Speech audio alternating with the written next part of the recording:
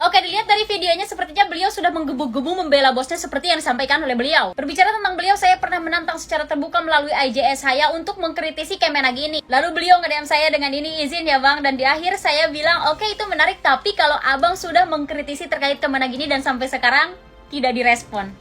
Well, anggap aja itu intermezzo dan sekarang kita langsung ke cuplikan video beliau. BTW saya akan hanya memposting potongan dari video beliau, jadi teman-teman langsung lihat fullnya ke Instagram beliau agar saya tidak digoreng-goreng memotong-potong video orang begitu. Jadi gini ya, pertama saya anggota Banser, dan di Banser kita dididik militer, jadi kita punya jiwa korsa. Gus Yakut itu adalah panglima saya di Banser, jadi tentu saja saya akan bela beliau. Yang pertama, ketika statement beliau dan video itu beredar di mana-mana, beliau sedang memposisikan sebagai Kementerian Agama, bukan sebagai Ketua Banser. Jadi kalau tidak siap dikritisi oleh seluruh masyarakat Indonesia, silakan turun dari jabatannya dan kembali ke Ketua Banser gitu.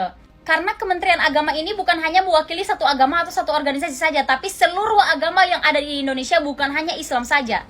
Kata azan, tidak ada satupun kata azan. Yang beliau maksud adalah penyalahgunaan toa, misalnya pengajian anak-anak bersuara parau yang disembur. Jika memang tidak ada kata azan di situ, berarti kita patut bertanya-tanya apa yang dicontohkan dengan gonggongan anjing ini. Apakah orang-orang yang mengaji Al-Quran 5 menit sebelum azan? Berarti kalau begitu, dia menyamakan ayat Al-Quran dengan gonggongan anjing. Atau suara anak kecil yang mengaji sebagaimana yang dicontohkan oleh Bang Permadi?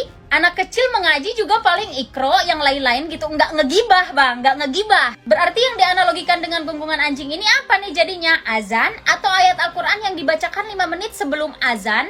Atau anak kecil yang sedang mengaji? Karena gak mungkin tuh orang ngegibah masuk ke masjid pakai toa masjid, gak mungkin. Narasi Bang Permadi ini akan lebih membuat masyarakat muslim Indonesia lebih marah karena jadi narasi liar dan jadi pertanyaan di kalangan masyarakat. Tidak sedang membandingkan suara azan dengan suara anjing menggonggong.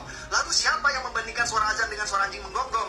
Ya itulah musuh-musuh politik tadi. Narasi Bang Permadi seperti itu hanya akan membuat gaduh di Indonesia saja. Kenapa seakan-akan yang mengkritisi beliau itu hanya lawan politik saja? Padahal Indonesia ini bukan milik oposisi atau koalisi saja, tapi ada rakyat Indonesia di sini yang harus dipikirkan perasaannya, yang harus dipikirkan kepentingannya. Seperti video saya yang mengkritisi terkait Kemenag ini yang memang viral beberapa hari ini di beberapa sosial media. Saya bukan lawan politiknya Pak Menag, saya bukan orang pembenci Pak Menag, saya hanya menggunakan hak suara saya sebagai warga Indonesia untuk mengkritisi Kementerian Agama. Menjadi Kementerian Agama itu berarti mewakili seluruh masyarakat Indonesia, salah satunya saya. Maka saya berhak untuk mengkritisi ketika memang harus dikritisi. Dan satu lagi untuk Bang Permadi, tolong disampaikan kepada Banser atau kepada LBH Banser untuk disampaikan, tidak perlulah melaporkan balik Bang Suri. Tonton terus di Hodari Podcast Rakyat, akan banyak berita-berita yang kami update setiap harinya.